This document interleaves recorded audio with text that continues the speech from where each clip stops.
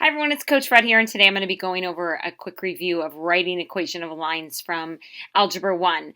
In order to do this, we're going to have to make sure we understand the three equivalent forms of a linear equation. We have standard form, which if you looked at previous review videos, we've gone over these forms. ax plus by equals c. A, B, and C are real numbers where x and y are just variables. We have slope-intercept equation, the slope-intercept form, which is y equals mx plus b, where m is the slope, and 0 comma b is the y-intercept. Very special point. And then we have the one we're probably going to use the most when we write equations of lines, point-slope form, okay? And point-slope form has a slope, and it actually has a point listed as well. x1, y1 is the point, and m is the slope. That should all be familiar to you if you're going into geometry. All right, let's talk about the ways we can write an equation of a line given some information. The most important thing for you to know is that at a minimum, you need a point and a slope to write an equation of a line. If you don't have both of those things, you cannot write an equation of a line. If you have the y-intercept, even better, because slope-intercept is an easy form. But that point is very specific. You need an x of 0 and some y. If you don't have that, it's not a y-intercept. Remember, 0 is important. All right, so here's an example. We want to write an equation for the line with the slope 2 that contains the point 3, 1. Okay, I have my slope, I have my point.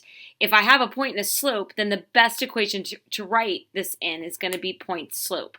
So that would be y minus 1 equals 2 times x minus 3. All right, and that, again, this should be review, but I just showed you how I plugged that into the point slope equation. It'd be totally fine to leave that equation like that unless they said put in slope-intercept form. If they did, well, then you'd have to manipulate this equation. You'd have to distribute the 2 and get 2x minus 6 and y minus 1 equals, and then add 1. You'd have to take those extra steps, but it is not necessary unless they tell you. This is a perfectly acceptable equation of a line. All right, what if we're not given our minimum of a point and a slope? This one says write an equation of a line that contains the points 1, 3, and -2, -3.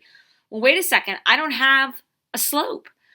However, we do have 2 points. So the first thing you would have to do would be to find the slope. Okay, there's that quick review.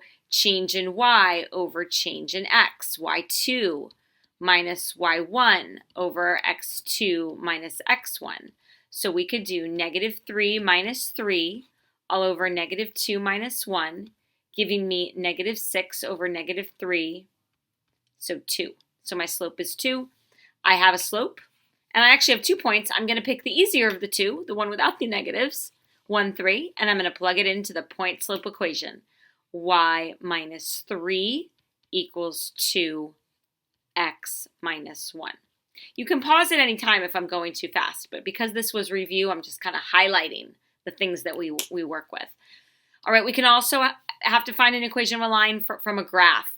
If it's a graph, I'm definitely going to use y equals mx plus b to write the equation. So I have to find my slope, and I have to find my y-intercept. Okay, so my y-intercept I can see right here along the y-axis is -2. So 0, -2 is the y-intercept, so that b is -2. So I have y equals x minus 2. Now I got to find the slope. So to find the slope, we're going to pick index points, points that go right through corners. So I want to find one that's going right through a corner, maybe right here. I always work my way from left to right. I'm going down 1, so that's -1, and I'm going to the right 1, 2, 3, 4, 5. That's a positive. So my slope would be -1/5. So I can plug that right in. And so my equation is -1/5 x minus 2. Okay, so we've written equations of lines given a point and a slope, given 2 points, given a graph. What about a word problem? Because we really need to be able to do this descriptively too. Write an equation of a line from a word problem. Mark has $375 in his account. Each week, he withdraws $30 for his expenses, write a linear equation to represent the scenario. So here they gave us A and W. And I want you to remember when you learned about linear functions, real life examples usually only exist in quadrant 1. So I always like to draw that. So there's quadrant 1 if I had this line. Now we know the lines kind of go on, but if we're only talking about quadrant 1, this would be my line. That's the y-intercept. So, and this is the amount and weeks. So that y-intercept is my starting amount. So in this case, my starting amount is 375. So I know that 0, 375 is the y-intercept, so I have a b. Okay, so now instead of using x and y, I'm going to be using the variables they gave me, a and w. So a equals blank w plus 375, because that's the starting.